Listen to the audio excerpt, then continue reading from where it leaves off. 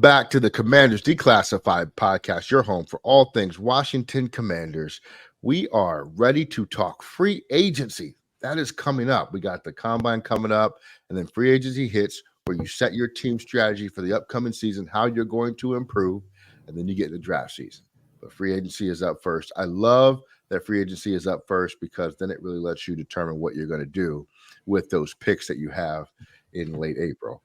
I will say, preparing for this episode, this year's free agency class, woof. Not a lot of real good free agents, in my opinion, if you need to rebuild your team with free agents. And so it kind of gave me the feeling that we're probably going to re-sign more guys than we thought we were going to re-sign at the end of last season. But let's see what you guys think.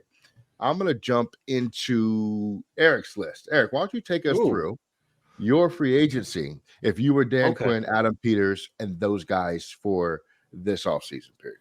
Okay, you stole my thunder a little bit. I would too agree. I think the you're going to be very underwhelmed with my free agent class because I think that's just what's going to happen. There are some good free agents out there. I just don't think that we're going to go. The Commanders are going to go after them. This off season, they seem to be very intent on building through the draft based on everything that they've said. And I think this off season with the new coaching staff in place is really about like culture guys and familiarity, just guys who can bring in and know what the coaches want. So that's really my focus. And I think there's only one guy on my list that doesn't have ties to anybody on the current coaching staff. So I think there's going to be more than this, but these are the primary names I came up with, which I wouldn't be mad at if we went ahead and did. Again, very underwhelming. So I'm going to start with the one guy that we don't have I don't think has any ties. Well, maybe to Adam Peters. I don't remember. No. So Logan Thomas is not going to be back. He's one of those guys we're not going to re-sign. He's 32 and has been in decline for a while. But I think the tight end position we saw when Zach Ertz went to Arizona under Kingsbury, he got a lot of targets. I think the tight end is something really used. So I'm going to go with my favorite free agent tight end here. This is the one big ticket signing, if you want to call it that, and that's Noah Fant. Out of Seattle.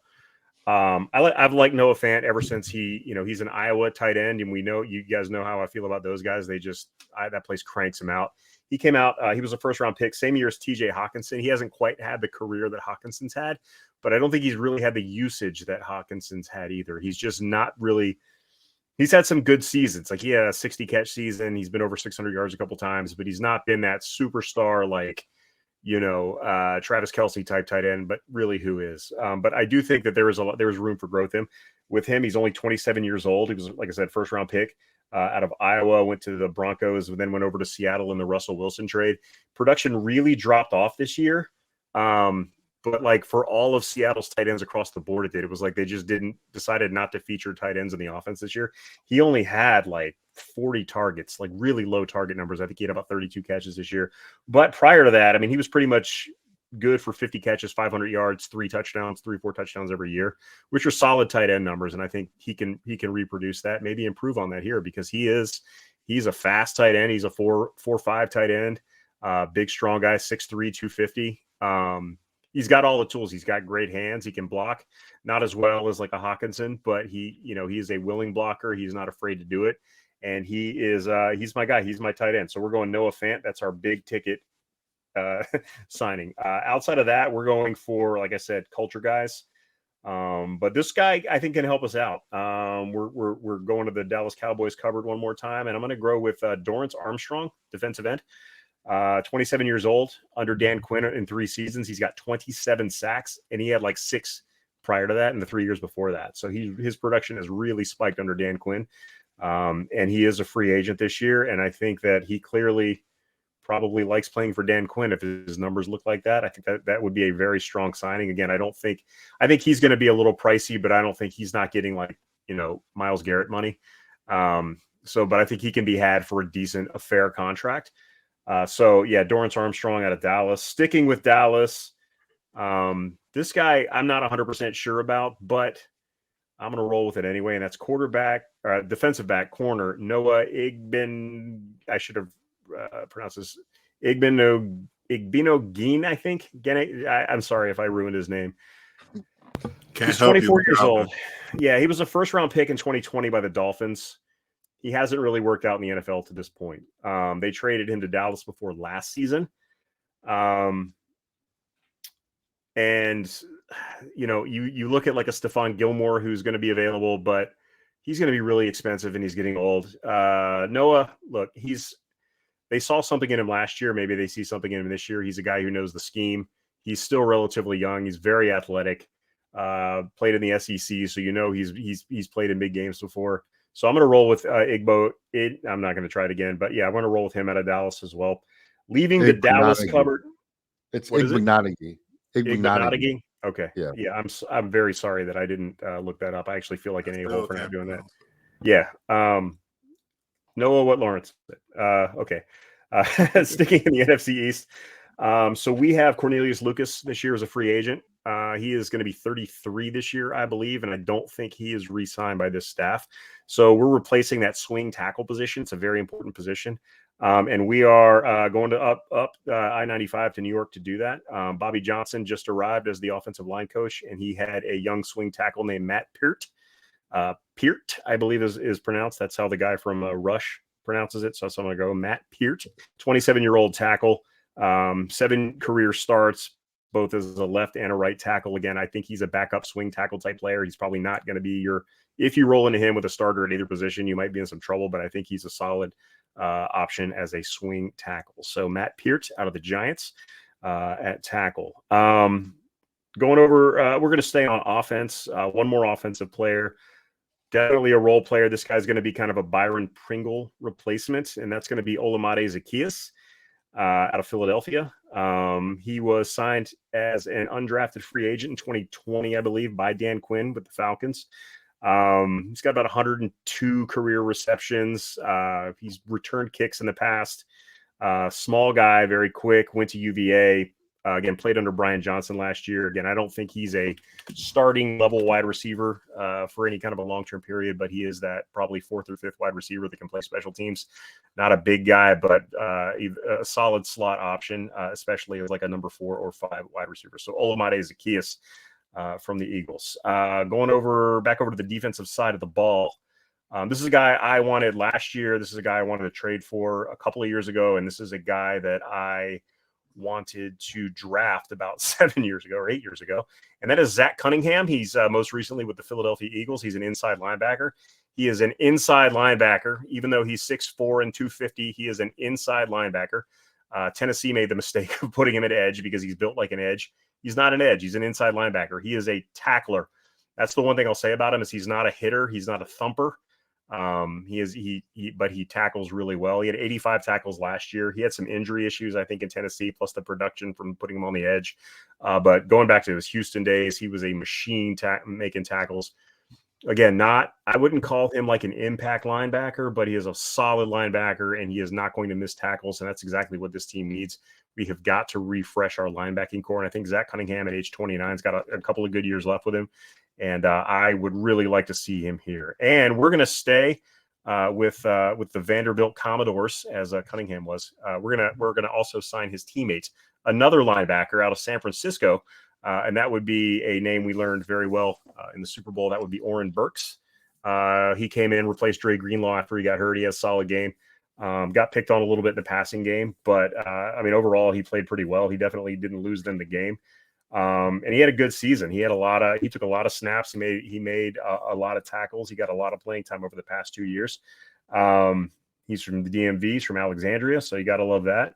And we saw him in the Super Bowl. I think he did a great job. He knows Zach Cunningham. They're boys. So bring them both in, recreate that dominant Vanderbilt Commodores defense from the mid 2010s. But yeah, that's my list. Again, not super spectacular, a little underwhelming, but again, I think that's just what free agency is going to look like this year. Yeah, working backwards from memory, what you said, Oren Burke, he's intriguing because he's young. He was getting cooked a little bit in the Super Bowl, but he got pressed into duty when I don't think he was necessarily expecting to. I think the defense, or Zach Cunningham, he's Blake Martinez, the linebacker that was with the Packers and the Giants. It's like he doesn't really change the game, necessarily. He doesn't make any game impacting plays. He just tackles people, and he has a lot of tackle numbers all year. And you're okay with that. We need somebody like that. We do. I agree with that. Um, the the cornerback whose last name shall remain nameless, Yeah, yeah. Ignani. I think like he's kind of you're projecting at this point, right? Like Yeah. you have to see more than you've seen already for him to be effective, or he's just going to be one of those like Danny Johnson level signing, Christian Holmes type guys. Where like, hey, they're good depth pieces, but so the contract there is going to be really important for a guy like that. He's not Um, going to command big money. I can no, assure you of that. I mean, there's on his, he didn't get his option picked up. He's on his 2 teams on his rookie contract. Hasn't yeah, seen a lot of playing time. That was kind of another draw for him. Again, he's 24 years old and he's going to be pretty cheap. And you could probably sign into like a Danny Johnson level contract. And if he turns out to be that guy, I mean, the best you can say is like Washington didn't use a first round pick on him, so why not take a chance? right. That makes sense. The defensive end from Dallas, I think the one thing I would question there is, did his stats shoot up because of what was around him, like Micah Parsons and some of the other guys, DeMarcus Lawrence, stuff like that? He's a That assist, rotational pass rusher, situational pass rusher. So he didn't get a ton of starts. mm, So he was kind of our what's that guy that we thought could take Chase Young's place? Can't remember his name, but Smith James Smith Williams. Williams, yeah, yeah, he's one of those type of guys. So he's just Casey Two Hills, what I'm thinking of. He gets limited snaps and he puts up production. So is he a starting level defensive end? Probably like a mid low level starter, but you can clearly yeah, scheme it up so that he can get some numbers. yep. And then Noah Fant, man, I wanted Noah Fant to be so good since he came out of school, just because he was kind of that athletic tight end that I thought would be like really special. He hasn't been special. He's been pretty good. Given the fact that this is going to be just the first year of his second contract, I'm on board with bringing him in, as long as he can stay healthy. He had some injury issues early on. I don't know how that's like continued throughout his career, but I remember early on because I used to follow him a lot to see kind of what he was doing because he presented such an exciting, matchup for defenses. But he missed some games early on. So if he stays healthy, I'm fully on board with Noah Fant. The thing that concerns me is the same concern with Logan Thomas when we brought him here, is like the injuries, right? Everybody's one hit away from not playing again, but some guys seem to just take more hit or to have their hits result in injuries more than others. He seems like one of those guys, so he makes me a little bit nervous there. So you want to have some depth behind him, but I do like Noah Fant quite a bit. Yeah, Fant started 17 games and 16 last year, or 17 games in 23, 16 in 22, 16 in 21, and 15 in 20. No, sorry, 14 and 20 and 11 in. So his rookie year, he had some slight injury issues, but he's been pretty steady the last couple of years. He had 43 targets, down from 63 the year before. And when he was in Denver, he was getting 90 plus targets a year and he was catching 62, 68 balls a season. So yeah, the numbers are there. He hasn't been a superstar, which you kind of, with his athletic ability and kind of the measurables that you saw coming out, that was the potential. So yeah, it'll be interesting to find, but I think he's definitely a good replacement for Logan Thomas at the minimum. Yeah, no doubt. No doubt. I like your list. I do. All right, Mike, what do you got? All right, so like you mentioned earlier, it's hard doing a free agency because it comes before the draft. And me personally, as well as I feel like the team is going to want to build through this year's draft specifically, since they have those picks. What is it, 6 in the top 100, I think, or something ridiculous like that. So it was hard to come up with a list of free agencies, but I kind of did anyway. I'll go with two that Eric mentioned already, and that's Dorrance Armstrong and Noah Fant. Obviously, the last couple of seasons, to be honest with you, the tight end position hasn't been giving. It's been kind of there, but no consistency from Logan Thomas at all. We saw nothing from Cole Turner. We lost somebody in the middle of the Armani offseason last Rogers, year. yeah. Yep. Yeah. And I forgot the fourth person. Bates. Obviously. Yeah. Not even Bates. I'm talking about the other Hodges. Curtis Hodges. Yeah, did nothing. So we need to address that position. I want to go in the draft, but if you can get Noah Fant for the cheap, you might as well get him. The same with Dorrance Armstrong. We need pass rushers. I believe the only two on the roster right now are Henry and Tony when he comes back from suspension, maybe. I think it's just those two. So along with Dorrance Armstrong, I'll go with my first free agent pick, and I'll mix it up between offense and defense. Josh Uche, I believe that's how you pronounce his last name, pass rushing specialist from the Patriots. I believe you get him on a 1-year deal until you develop your potential rookie draft pick in the first couple of rounds. You get Uche. You can pair him with Dorrance Armstrong, Henry, a couple of rookies.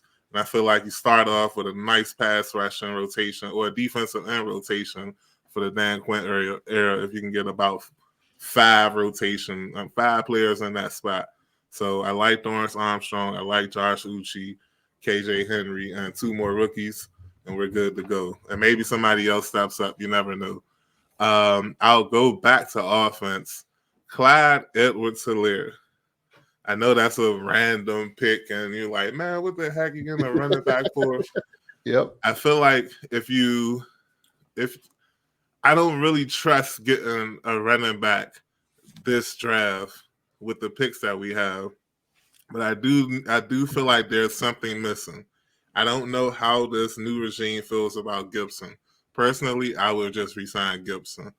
I think this new regime might want to go out, make a little splash, grab Clyde Edwards-Helaire on a 1-year deal, throw him in the mix with Rodriguez and Robinson. And I feel like you got a nice little running back crew right there. You mentioned Cornelius Lucas. I want to re-sign him back as our swing tackle on an easy 2-year, $5 million deal. You have him in the fold. He hasn't been completely awful. Of course, he hasn't been elite, but I feel like the offensive line wasn't as bad as most think. It just needs some fine tuning. Maybe you get another tackle in there early in the draft, and then you keep Lucas as the swing. You do something with Leno. I don't know, but it kind of depends how much you trust this rookie that you're bringing in. If you fully trust him, get Leno up out of here, save you $7 million in cap space.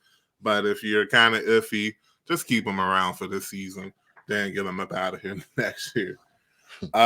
Another re-signing. I really tried to find another receiver that I like, but I feel like you just cannot do better than bringing back Curtis Samuel on like a 2-year, $19 million deal or restructure, or maybe even, I don't know, just bring him back. I don't think there's nothing more you can do in free agency. You can go after a Boyd. You can go after a Michael Pittman. You can even splash and go after Mike Evans. But I feel like there's not really much more you can do in free agency than Curtis Samuel if you want to attack the receiver position. We talked about Noah Fant, so I'll move to the defense. Josey Jewell, man. Linebacker from the Broncos. Tackling machine. Like, just everywhere on the field. I believe he did end the season a little banged up, but I don't believe it was anything too serious. I believe you can bring him in. You pair him with Jamin Davis, and you're getting better production than Cody Barton almost immediately. He's a little iffy in coverage too, but he's better at coverage than Cody Barton. And I believe the coaching from Dan Quinn, Ken Norton Jr., shout out to the new linebackers coach. I feel like you can coach him up. Well, not coach him up, but you can scheme them up. You can scheme Jewell and Davis up and have a pretty nice linebacker duo. Is it Warner and Greenlaw? No. Nobody's them right now. But it's Davis and Jewell with Quinn and Norton is better than Davis and Barton with Rivera and whoever our linebackers. I forgot. He's actually a pretty nice dude, so I'm not going to trash him, but he can't coach for nothing. And I'll end this free agency in the secondary. Another re-signing. Bring Cam Curl back. It's not really too much more you can do to shore up that safety position. It's not like the unit is bare because you'll still have Dark Forest coming back. You got Quan Martin back there. You got Percy Butler. I think Cam Curl will complete the safety room, and you won't have to worry about that position for a couple of years if you extend him. And I believe he's barely scratched his surface. I believe he can be much, much, much better. And the last two positions, I'll go with Kendall Fuller. Re-sign him back. Really don't think it's too much you could do at corner with him. And Packers cornerback, Keyshawn Nixon for Duck. I really feel like you can bring him. And that's it. So a couple names that really stuck out to me. Edwards-Helaire doesn't, in my opinion, add anything we don't already have. He averaged 3.2 yards per carry. That's Brian Robinson Jr. most of the time that we've seen him in action. He's averaged about 3.2 to 3.5 yards a carry. So I think just having more of what you already have doesn't really excite me from the running back position. I think you can get that in the draft relatively easily, even if it's a late round pick.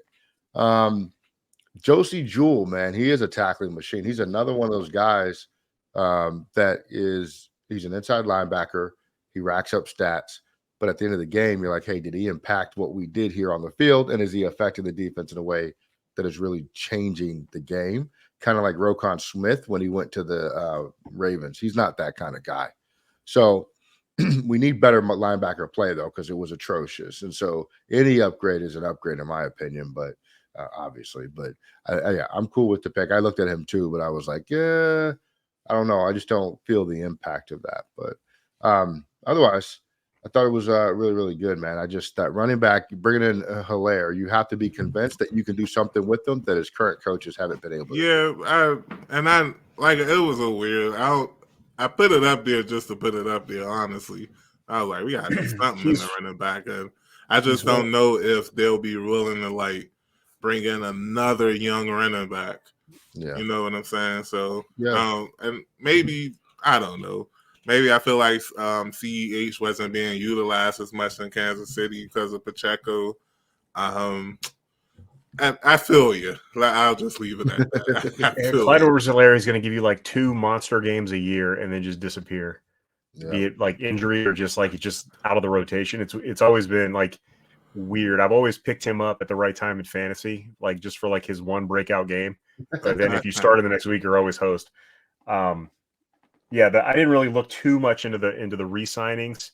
I would agree with you on Curtis Samuel. I think you bring Curtis Samuel back. I think he would do really well in the offense that they're going to run, and better than most of the other free agents that you would bring in. He's still relatively young as well. And Cam Curl, I'd love to re-sign Cam Curl, and I think they do try to do that. It's just going to be interesting to see what he gets on the open market because he's a really good safety, but he's not been an impact player for most of his career as far as stats, right? He's huge as far as the coach on the field. That's a fantastic thing. And he's a great tackler and you can line him up everywhere, but the impact plays just aren't there. He doesn't force turnovers. Right. And I was going to say, he doesn't generate turnovers. And I wonder if that's a him thing or a scheme thing. That's going to be the theme of the year, by the way. You're going to hear that from me a lot this offseason. Yeah. Was it the coaches or the players? I think he's a player that any coach would want to have on their team. But is he worth, is he going to command top 5 safety money? And if he is he worth top 5 safety money? Because he's not, Kyle Hamilton or Hufanga or any of those guys. Sorry, I butchered that name too. He's not one of those guys, but he is a really good safety. He's kind of like the Josie Jewell of the defensive backfield, right? He's just a guy who's everywhere. He makes tackles all over the place, but he doesn't change the game with impact plays. So yeah, it's an interesting thing, but I would love to bring Cam Curl back. I think he's great. And maybe it is scheme. Maybe he can generate turnovers in a new scheme. So that, will definitely be interesting. But overall, I like your list. Edwards-Helaire notwithstanding. Well, and I think they draft a running back. I really do. I think And I'm not convinced Robinson and Rodriguez are both going to be back next year either. I don't know how well they fit. I don't know what they're going to do. So we'll see. Yep. Agree with that. Curl is a box safety too. So, the market for box safeties, we'll see. I don't know. It's not as high as the market for free safeties. That is for sure. All right. My list. Quarterback. None of you guys signed a quarterback. Nope. I went out and got Josh Johnson. He's been around the league for a long time. Obviously, he's not coming in to be a starter, but I think he can be a good mentor for whoever our rookie quarterback we take at number 2 is, because he's kind of seen almost every offensive system, and he's essentially a coach on the field. I don't think Sam Howell is going to be the kind of guy that can mentor a guy through his rookie season, because he just got through dealing with it himself, and it was not all that successful. So I want Josh Johnson. I'm also assuming that Brissett is not back next year. So I'm going to go Josh Johnson as just a depth piece, but really more the coach on the field, or at least on the practice field. Running backs. I was looking through that list because I'm like, man, we need something. And there's just nothing there worth going to sign. And so you may as well just go draft a running back. Get Bucky Irving. Make it happen. Use a mid-round draft pick. Wide receiver. I went. Will Shipley. Say what? Will Shipley. Will Shipley. Yes, it was from Clemson. I'm all on board with that. Yeah. You know what time it is. I'm with you, man. Yeah. Wide receiver. I actually went Josh Reynolds from the Lions. He's been a 500-plus yard receiver. He gets in the end zone. He's also the big body receiver that we are lacking. And rather than try to gamble on that, look, I love Xavier Leggett. Are we going to get him? I don't know, because a lot of other teams probably like him too. Go get Josh Reynolds. Let him be your big body receiver. He came from a successful offense. He can really play. And I like him there. He's 6'3", man. Think about that guy in the red zone. He'd almost be as good as Cam Sims. I'm just kidding. Tight end. We need an upgrade, period. You guys have called it out. I'm going Mike Gesicki from the Dolphins. Really good athletic tight end. I think he's a little bit more I feel like he's a little bit more proven than Noah Fant is for me. He has similar injury concerns, but I think when he's healthy and he's good to go, he's almost as good as some of the top tier guys. And I would also expect him to draft somebody. I mean, with Laporta coming out last year and just taking the league by storm, which it's, to me, starting the emergence of that era where tight ends need 2 years to adjust to the NFL. Guys can play as rookies and be really effective. So that was encouraging, but we got to use our early picks for quarterbacks and offensive line and stuff like that. So give me Gesicki on a couple-year deal. I do not want to sign him long-term, but let's see if we'll take some good money over the next couple of years. We got to spend it anyway, right? And then I went out and got center Connor Williams from Miami. His PFF rating was off the charts. Really good guy. This is our big ticket item right here. We got to upgrade our offensive line. I think if we improve at center, it'll help us improve in a lot of other key areas. Go spend the bag, get Connor Williams, make us a really good to really competent offensive line. Defensive back, I went with Kenny Moore from the Colts. He had 3 picks last year. Still can develop, room to grow. And Dan Quinn and DBs are like Cheerios and honey and nut, I guess. They work well together. So I want to see him get his hands on Kenny Moore and see what he's able to do to help develop him and pull the best out of him. But he played with a pretty decent Colt defense last year and was able to get some picks. Defensive end, I went with Trevis Gibson. He had 3 sacks last year. This is a projection pick. I don't know, or signing. I don't know what he's going to be. I don't know how good he's going to be. He gets a couple of sacks every year. You don't see a lot else from him. If he gets more playing time, can he be better? I hope so. But we'll see. I think he was with, I forget, it was the Bears and then somebody else, but he had 3 sacks last year. And then linebacker, Eric, you spoiled it. I went with Oren Burks. Mr. got hibachied on national TV in front of 200 million people worldwide. But I think there's more there. I was intrigued by what I saw. And I feel like with a right kind of deal that we could actually just spend some time developing him and be a better linebacking unit across the board. So those are my picks. What say ye? Josh Reynolds. It's an interesting pick. I don't know that we spend a lot of money on a free agent wide receiver. I don't know how much he's going to command, and based on his murdering the Detroit Lions in the NFC Championship game, I don't know. Yeah, he was a dog in that NFC Championship game. I would be surprised if they go with anybody more than like a role player. I don't know. I've just got that feeling. Your guess is as good as mine, really. Yeah, Gesicki is a great choice. I'm a more of a Fant guy, but Gesicki, I wouldn't be mad at all at Mike Gesicki and Connor Williams. That's swinging for the fences. But yeah, it's worth it if you can get a good linchpin center. That's going to eat up a good chunk of that 90 million or whatever we got to spend. But why not? Why not? I like it. What do you think, Mike? Nothing. Like you said, you had to spend the money, but it seemed like you ain't shop for much, man. Like, Well, think what was, I believe them in the draft. really, They're going to build through the draft. and that's what I said. It's hard. It really was hard to come up with a full list of players because I feel like it's not just Clyde Edwards-Helaire. I feel like all my players, maybe except for Curl and Fuller, you can get a similar player in the draft, especially with this new regime. So I know we have a lot of money in the cap, but it would not surprise me at all if they sat on their hands and didn't go after much, or maybe went after one big possession, like maybe they do attack a Mike Evans or something, and try to build the rest of the draft. I guess I don't know. It's a lot of possibilities, and I'm glad that we have better people making these decisions now. Hopefully, supposedly, not definitely. There's a couple of interesting guys I thought would get mentioned and didn't. So I mean, I really thought, like, I'm very upset with you guys, honestly.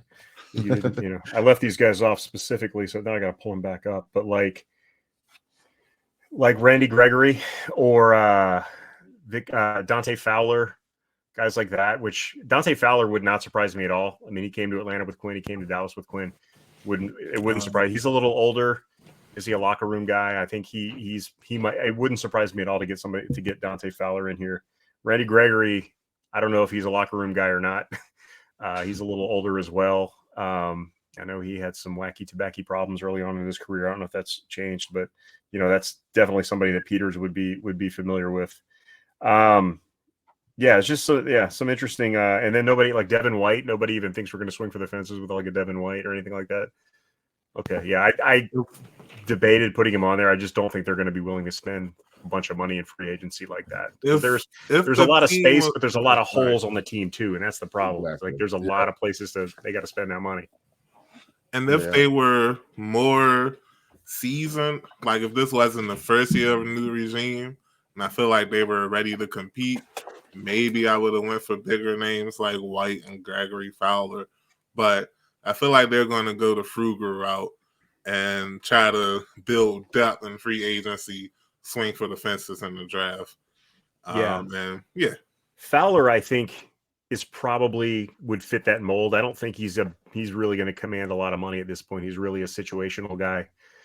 And I don't think he got paid a ton of money even at Dallas when he signed there. And he's like 32 now. So I'm not 100% sure. Like that signing, I left him off just because I thought one of you guys would put it on there, but that would make a lot of sense to me if they brought him in. But I think Dorrance Armstrong would be a better signing because he's basically the same guy, but like 5 years younger and more productive at this point in his career. So that's all I got. Sorry. Just wanted to tell you how disappointed I am at you for not going big. Mike nailed it, man. In order to go big in free agency, you have to expect that they're going to compete this year. And I don't know that that's our declaration, right? I think we want to get our quarterback and we want to understand what kind of team we're building and take our first steps towards building that long-term success. So I didn't over-index on free agency because I feel like it's a lot of really low-level depth signings and then building through the draft with maybe one or two key guys to help set a winning culture. I think that's probably about all that they're going to do. So, what do you guys think of Bryce Huff? The Jets, have you guys looked into him at all? Yeah, because it's like he's really productive, but the Jets made no effort to bring him back. So what does that say? Like he had 10 sacks last year, and he doesn't play against the run at all, from what I read. I didn't really watch him a lot, but basically he's just a pass rusher. But he's a really good pass rusher. It's interesting you say that because I looked at him and looked at his production, and it's just some players I was like, oh, they'll franchise tag them or something. So they're not trying to I don't keep think so. them. Yeah. Interesting. As an undrafted free agent, he's been pretty good. He did kind of blow up this year. He wasn't super productive prior to this year, but I mean, he was really good this year. I mean, I saw somebody compare. He had a better pass rush win rate that like Micah Parsons did, in way fewer snaps though. So it is what it is. But I was just that's an interesting pick to me. He's probably going to be looking for a big payday, and I don't know if he's he could be one of those 1 year wonder guys, or he could be legit and just needs to be in the right scheme. I'm gonna say this. I don't know why I'm about to say it. If the new regime, wanted to bring Chase Young back, it wouldn't be the worst idea in the world, especially because it looked like, I don't know if it was the shirt he wore on Sunday or what, but it looked like things finally started to click for him in the Super Bowl. Of all the games, it looked like things finally started to click. That man was playing contained excellently. He was getting in that backfield excellently. Now, you could say the Chiefs' offensive line was this and that or whatever, but the fact is that for one game, we saw the player that we were expecting to see for the last 4 seasons, and I'm like, if we want to bring him back on a 1 year prove-it deal, we fleeced the Niners out of a 3rd round pick and got him back.